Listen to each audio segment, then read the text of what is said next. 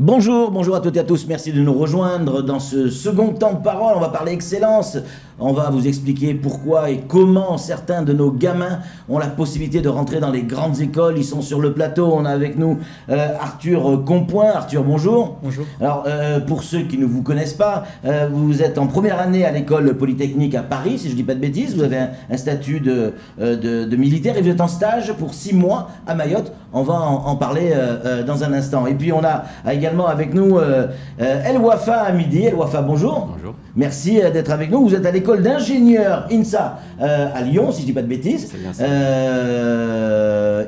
Je crois même que vous avez passé votre bac à Aqua, dans un des lycées qui a défrayé la chronique ces derniers temps. Comme quoi tout est possible. Messieurs, vous êtes ici à Mayotte dans le cadre de la cordée de la réussite. Être à Polytechnique, c'est à la portée de n'importe quel élève, Arthur? Je ne sais pas si c'est à la portée de n'importe quel élève, mais en tout cas, pour y accéder, c'est sûr qu'il faut travailler beaucoup. Oui. Et donc voilà, ça se passe sur concours. Oui. Alors on a des images du concours, je ne sais pas si on peut nous les montrer en régie, parce que j'ai gratté hier, évidemment j'ai préparé un peu l'émission. Mais regarde ça, quand je vois le monde qu'il y a sur le concours, je me dis mais il faut bien connaître cette table de multiplication qu'on va à un moment donné. Il faut pas se louper. Je m'y reconnais, c'est ce que j'ai fait l'année dernière dans une salle encore plus grande, c'était à Villepinte à Paris. Incroyable. Et là, quand tu vis ça, tu te dis, mais c'est pas possible, est-ce que je peux avoir ma place, quoi, quand autant de monde? C'est vrai qu'on se pose la question, mais bon, il faut être confiant et puis donner tout ce qu'on a travaillé pendant les 2 ans. C'est le moment où tout se joue, donc on n'y réfléchit plus et on y va. Alors pourquoi tu viens faire ton stage à Mayotte? Parce que t'as pas fait des études à Mayotte, t'as passé ton bac à Londres, si mes informations sont justes. Mais pourquoi faire un stage à Mayotte?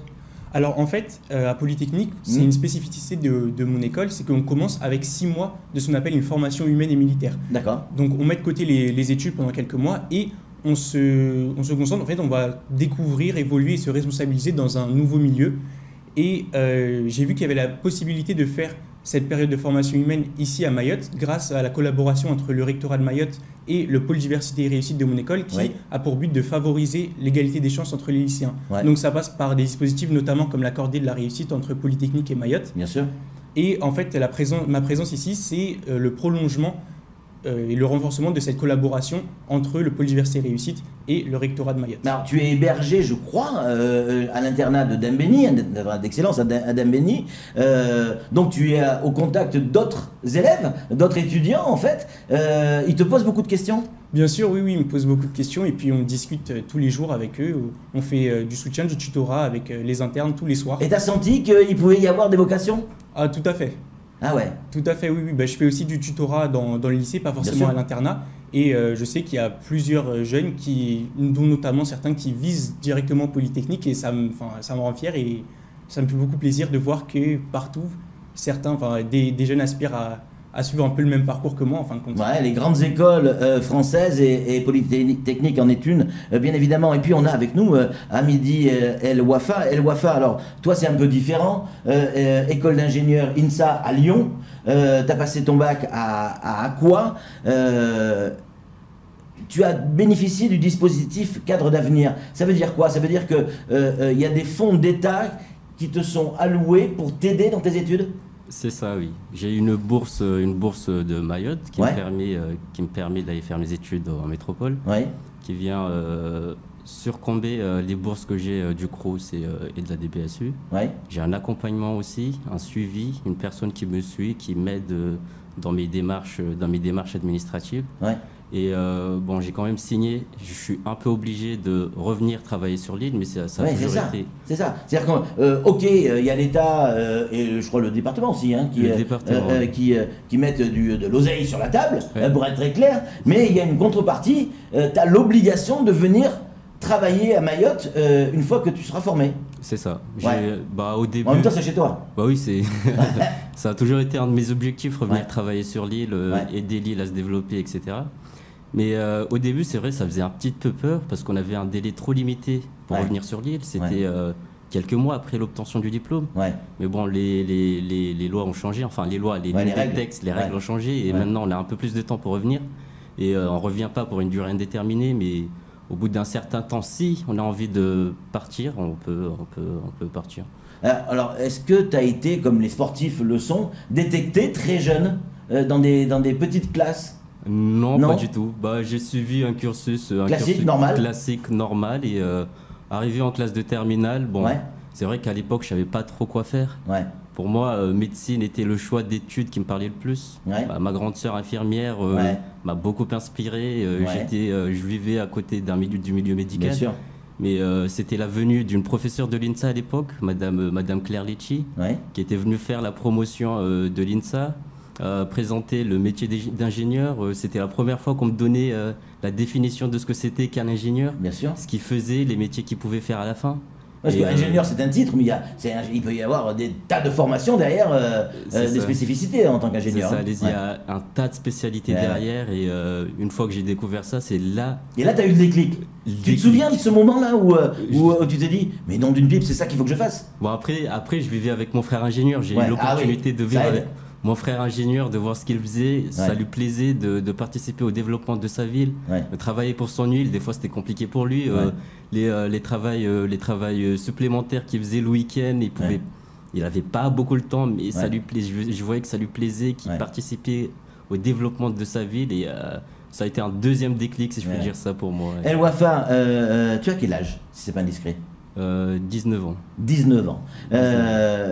Et à 19 ans, tu arrives déjà aujourd'hui à te projeter. Tu sais exactement ce que tu veux arriver à faire dans la vie, et notamment à Mayotte, parce que tu devras revenir à Mayotte.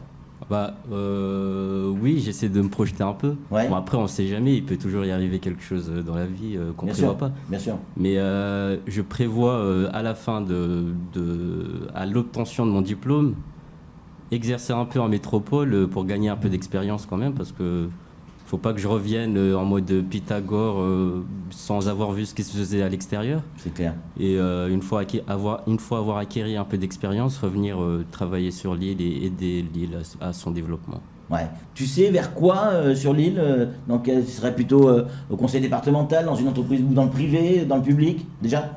Bah, je suis un peu dans le dispositif cadre d'avenir qui dans l'objectif est de former les futurs cadres de demain. Oui, et ça peut être cadre dans le privé aussi. Hein. Ça peut être cadre dans le privé aussi, oui, mais du coup, pour l'instant, je pense aux collectivités locaux. Mais, alors, pour les parents qui nous écoutent, Arthur et El Wafa, est-ce que il faut avoir un niveau, quand on passe le bac, un niveau top avec mention pour pouvoir prétendre après à des écoles, des grandes écoles comme ça, ou un bon niveau bac, ça peut être suffisant, et que derrière il faut la volonté?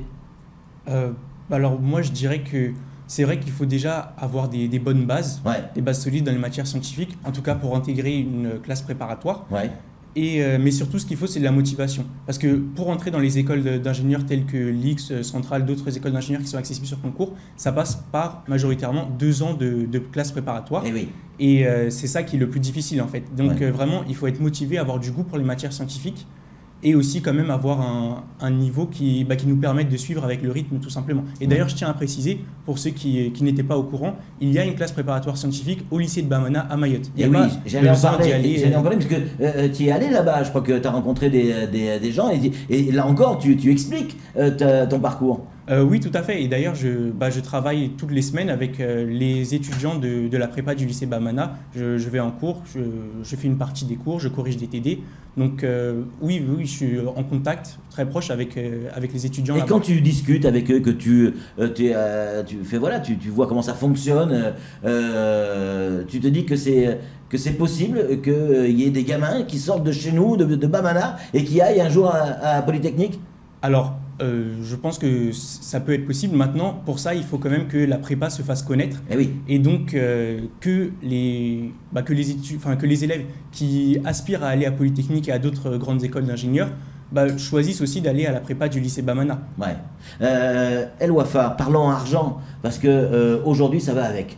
Les études. Ok, il y a le système cadre d'avenir qui t'aide, mais est-ce que sans l'aide de l'État et du département, est-ce qu'un gamin peut arriver à accéder aux grandes écoles aujourd'hui? Accéder aux grandes écoles? Pour accéder aux grandes écoles, non. C'est compliqué.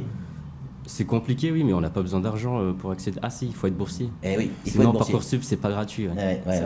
Mais ouais, sans le statut de boursier, ça peut être très compliqué pour certains. Ouais. Mais sinon, candidater sur Parcoursup, en tant que boursier, si je pars en tant que boursier, c'est pas compliqué. C'est vrai que l'INSA recrute que les têtes de classe. Ouais. Du coup, il faut avoir quand même une certaine base en mathématiques, une certaine base de très bonnes notes en terminale, enfin bien se classer dans sa classe. El Wafa, tu as 19 ans, tu le disais tout à l'heure. Tu es donc parti, tu as donc quitté Lille il y a 2 ans, c'est ça? Non, il y a 3 ans. 3 ans. J'avais redoublé ma première année à l'époque. Il y a 3 ans. Et comment s'est passée ton intégration en métropole? Parce que ça n'a pas dû être simple quand même. Ah, l'arrivée était compliquée. Ouais. Quand on atterrit à Paris-Charles de Gaulle... Alors que tu n'avais jamais été à Paris? J'avais jamais été à Paris. J'arrive tout seul avec mes deux grosses bagages comme ça, où c'est trop grand, trop de panneaux, trop d'informations à prendre. Bah, quand j'étais à Mayotte, j'avais un peu prévu le truc. Je me suis dit, bon, au pire, je mettrais Google Maps et voilà, ça se passerait bien. Mais arriver là-bas, où quand il faut lire le panneau et quand on est en retard pour prendre le train, il faut traverser tout l'aéroport pour... Et là, tu étais tout seul quand tu es arrivé? J'étais tout seul. Aïe. Personne pour te guider, t'aider. Personne pour me guider. Mais bon, tu y es arrivé quand même. Oh oui. Ouais. En posant quelques questions aux gens qui étaient à côté, on arrive à se diriger un peu. À la démerde, quoi. À la démerde. Ouais, t'as bien raison. Et alors ça, c'est quand tu es arrivé à l'aéroport. Mais après, la météo n'est pas la même, les mentalités sont différentes, les gens ne se connaissent pas tous, contrairement à Mayotte, on se connaît presque tous. C'est un petit village, Mayotte. Comment tu l'as vécu, cette intégration? J'ai eu la chance d'aller à l'INSA. Et à l'INSA, l'intégration se passe assez bien. On a eu ce qu'on appelle l'école d'été. Et l'école d'été, on regroupait tous les ultramarins ou bien ceux qui venaient des lycées un peu loin de Lyon se regrouper. On avait des cours ensemble une semaine avant la rentrée. Et puis il y a la semaine d'intégration de l'établissement où on se fait de nouveaux amis, etc. Et oui, ça s'est assez bien passé. Arthur, ça fait déjà quelques mois, combien? 3, 4, 5 mois que tu es là? 4 mois et demi. Oui. 4 mois et demi. Ton sentiment, ton regard sur Mayotte, objectif, pas en promo, fais pas de la promo. Ton sentiment à toi? C'est pas de la promo, mais c'est un sentiment très positif. Vraiment, toutes les personnes que j'ai rencontrées ici étaient très accueillantes. Vraiment, sur l'accueil, j'ai été accueilli comme un roi. Les élèves, ils sont hyper sympas. Vraiment, ça se passe très bien. Et puis...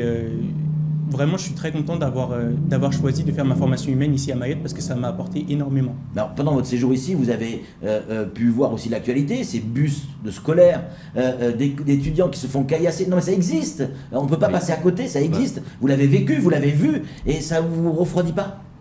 Non, alors déjà, c'est sûr que j'ai un énorme respect pour les élèves qui affrontent ça tous les jours. T'imagines? Et oui, vraiment, ça pousse à l'admiration. Donc vraiment, je les admire beaucoup et ils font preuve d'une motivation énorme. Ils se réveillent très tôt en plus pour aller à l'école. Exact. Donc non, vraiment, je pense que ça me rend encore plus heureux d'être ici parce que je vois que les élèves d'ici sont beaucoup plus motivés que certains autres élèves ailleurs. Et donc vraiment, c'est pas juste de la promo, je suis vraiment très content d'être ici.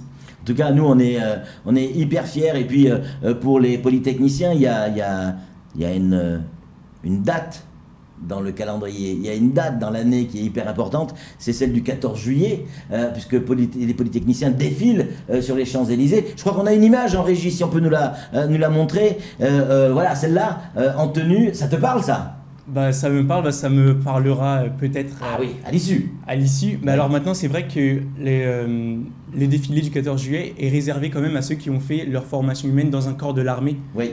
Et c'est pas mon cas, donc je c'est pas sûr que je défile le 14 juillet. Ouais, peut-être que ça peut encore évoluer. En revanche, est-ce que à l'école il y a cette tenue? Alors c'est pas la tenue de tous les jours. Ouais, mais elle existe. Mais elle existe, oui. Je la recevrai avec le sabre qu'on appelle la tangente. Je recevrai le grand uniforme, comme on l'appelle, quand je rentrerai à l'X. En avril-mai, je crois. Ouais. En tout cas, on est hyper fiers et bravo à vous deux, pour ce joli parcours. Allez, juste pour conclure, parce qu'on est très en retard évidemment, mais c'est votre faute, hein, c'est pas mal, pas la mienne. Hein. Le mot de la fin, Arthur, quel conseil, quel message tu as envie de faire passer aux parents qui nous regardent aujourd'hui? Aux parents, motivez vos enfants à poursuivre dans les filières scientifiques d'excellence. Hein. Vraiment, je peux que le conseiller. Ouais. El Wafa? Alors, on a fait la petite réunion hier, enfin lundi à notre arrivée avec le rectorat, et qui disait que pour ceux qui candidatent, si je parle de l'INSA, ceux qui candidatent à l'INSA, à Mayotte, tu en as qu'entre 10 et 20. C'est trop peu. Il faut aller plus loin. Oui, il faut aller plus loin, il faut qu'il y ait plus de candidatures, il faut qu'on n'ait pas peur de candidater pour les études soi-disant, enfin, les études exigeantes, faut le dire, hein, il faut qu'il y ait beaucoup plus de candidatures que ça.